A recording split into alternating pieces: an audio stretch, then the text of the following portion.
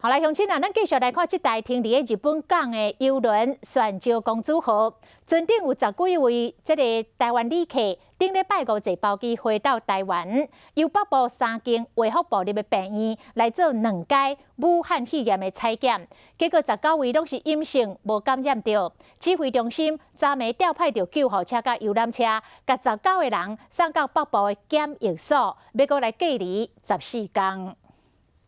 随行的医护人员全副武装，后面有对待机的泉州公主号的旅客，大家把行李堆伫红色袋仔内面，挂喙罨，离开病院要前往检疫所。大家陆续上车，搁再过一关啊，经过2次武汉肺炎采检拢是阴性，19位旅客会使离开病院。暗时7点了后，中央流行疫情指挥中心马上调派救护车甲游览车。 陆续对3间病院将19个人送往北部的检疫所隔离14天，若无症状就会使回去厝啊。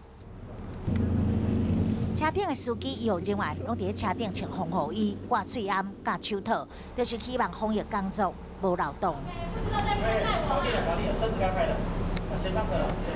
离开前，医护人员嘛向镜头的手，随后卫福部长陈时中伫暗时嘛有来到检疫所，向未来这14天担任检疫工作的医护人员表达感谢，嘛提醒后续注意的事项。